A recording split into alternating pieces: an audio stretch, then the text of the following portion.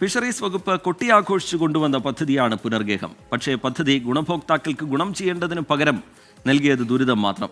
പറഞ്ഞു വരുന്നത് പൊഴിയൂർ തീരദേശ മേഖലയിൽ മത്സ്യത്തൊഴിലാളികൾക്കായി ഫിഷറീസ് വകുപ്പ് നിർമ്മിച്ചു നൽകിയ ഫ്ളാറ്റുകളെക്കുറിച്ചാണ്. മൂക്കുപൊത്താതെ ഈ കെട്ടിടങ്ങളിലേക്ക് കയറാൻ കഴിയില്ല എന്നാണ് പരാതി. സെപ്റ്റിക് ടാങ്ക് നിറഞ്ഞ് മാലിന്യം പൊട്ടിയൊഴുകുന്ന കാഴ്ച എവിടെയും കാണാം. മാലിന്യങ്ങൾ നിക്ഷേപിക്കാൻ ശരിയായ സംവിധാനങ്ങളും ഇവിടെയില്ല. കൂടാതെ നിലവിലെ കെട്ടിടങ്ങൾ അനധികൃതമാണ് എന്നാണ് ഗ്രാമപഞ്ചായത്തിന്റെ വിശദീകരണം. പൊഴിയൂർ തീരത്തോട് ചേർന്ന് ജീവിച്ചിരുന്ന മത്സ്യത്തൊഴിലാളികൾക്ക് ഫിഷറീസ് വകുപ്പ് നിർമ്മിച്ചു നൽകിയ 128 ഫ്ളാറ്റുകൾ.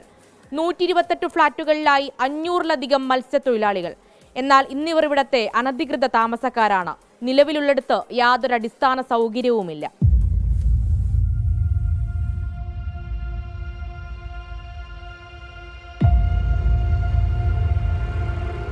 ഞങ്ങളൊരു തീരുമാനം എടുക്കും. ഞങ്ങളിനി എല്ലാവരുമായിട്ടൊരു തീരുമാനം എടുക്കും. ഞങ്ങൾ വോട്ടിന് പോകത്തില്ല. ഏത് മന്ത്രിമാർ, ഏത് ഭരണകർത്താക്കൾ വന്നാലും, രാഷ്ട്രീയക്കാർ, പിന്നെ കമ്മ്യൂണിസ്റ്റോ കോൺഗ്രസോ ഇതര പാർട്ടികൾ ആര് വന്നാലും ഞങ്ങൾ വോട്ടിടാൻ പോകുന്നില്ല.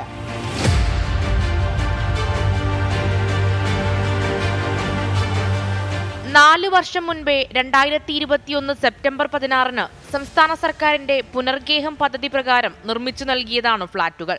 ജനിച്ചു വളർന്ന പൊഴിയൂർ തീരമേഖലയിൽ നിന്ന് പുനരധിവസിക്കപ്പെട്ടത് കാരോട് കരയ്ക്കാവിള ഗ്രൗണ്ടിലെ 16 കെട്ടിടങ്ങളിലായി. എന്നാൽ സർക്കാർ ഈ പണിതുയർത്തിയത് മത്സ്യത്തൊഴിലാളി കുടുംബങ്ങൾക്ക് നൽകുന്നത് തീരാ ദുരിതം. ഞങ്ങൾക്കൊരു റെക്കോർഡില്ല ഇതുവരെ.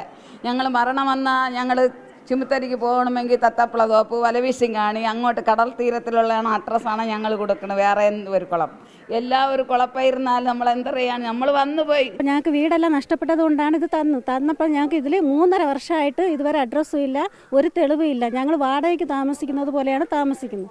അപ്പോൾ ഏത് സമയത്താണ് ഞങ്ങൾ ഇറക്കി വിടേണ്ടതെന്ന് അവർ വന്ന് പറയുമ്പോൾ നമ്മൾ ഇറങ്ങി പോകേണ്ട ഒരവസ്ഥയിലാണ് ഇപ്പോൾ ജീവിക്കുന്നത്. നമ്മൾ എന്തെറിയാൻ പറ്റും? ഞങ്ങപ്പം പറഞ്ഞ് നമുക്ക് വേണ്ട പ്ലേറ്റ്. ഞാൻ പറഞ്ഞ് വെള്ളമോ ഇതോ കിട്ടിയാലേ നമുക്ക് വെള്ളം ബുദ്ധിമുട്ടല്ലേ കടപ്പുറത്ത്. അങ്ങനെയാണ് വന്ന് ഞങ്ങൾ പട്ടി കിടക്കണ്. ഇപ്പോൾ രേഖ ഒന്നുമില്ല, ഞങ്ങൾക്ക് പട്ടയവും തന്നില്ല. ഇത് നാളെ ഇറക്കി വിട്ടാൽ അവിടുത്തെ മീറ്റിങ്ങിൽ പറഞ്ഞു നിങ്ങൾ ഇറങ്ങി പോവേണ്ടി വരും. അപ്പം ഞങ്ങൾ ഇറങ്ങി പോവും. ഞങ്ങൾക്ക് ഒരു അഡ്രസ്സ് വേണ്ടേ? നിറവെന്നുള്ളൊരു പേര് മാത്രമേ ഉള്ളൂ, പക്ഷെ നിറവെല്ലാം കുറവുകളാണ് മാത്രം തന്നെ ഇരിക്കുന്നത് ഇവിടെ. ഇപ്പോൾ ഫ്ളാറ്റുകൾ അനധികൃതമെന്നാണ് കാരോട് ഗ്രാമപഞ്ചായത്തിന്റെ വിശദീകരണം. അനുമതിയില്ലാതെ നടത്തിയ നിർമ്മാണ പ്രവർത്തനങ്ങൾ സംബന്ധിച്ച് യാതൊരു രേഖകളും പഞ്ചായത്തിന്റെ പക്കലില്ല. ഇപ്പം നിലവിലെ അവസ്ഥ ഈ 128 കുടുംബങ്ങൾ താമസിക്കുന്നു എന്ന് രേഖയിൽ പറയുമ്പോഴും അതിനേക്കാൾ കൂടുതൽ ആൾക്കാരുണ്ട്. അവർ കൊളത്തൂർ പഞ്ചായത്തിൽ വന്നിട്ട് കാരോട് പഞ്ചായത്തിൽ താമസിക്കുന്നതായിട്ട് യാതൊരു രേഖയുമില്ല.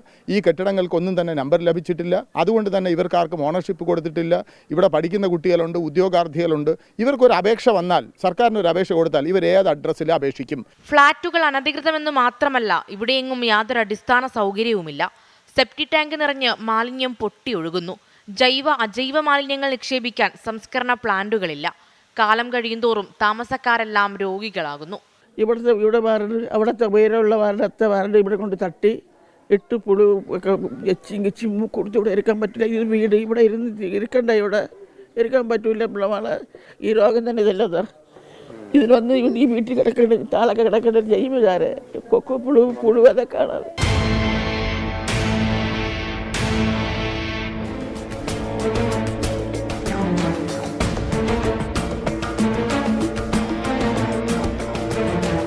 അടിസ്ഥാന സൗകര്യമില്ല, വോട്ടവകാശമില്ല, ഉടമസ്ഥാവകാശമില്ല. ഈ പറഞ്ഞ കാര്യങ്ങളിലൊന്നും സർക്കാരിനും ഫിഷറീസ് വകുപ്പിനും യാതൊരു വിശദീകരണവുമില്ല. ഇനി എന്ത് ചെയ്യണമെന്ന് ചോദിക്കുന്നു ഈ പാവപ്പെട്ട മത്സ്യത്തൊഴിലാളി കുടുംബങ്ങൾ. ക്യാമറമാൻ ഷൈജു ചാവശ്ശേരിക്കൊപ്പം മേഘ്ന മുരളി, 24 തിരുവനന്തപുരം.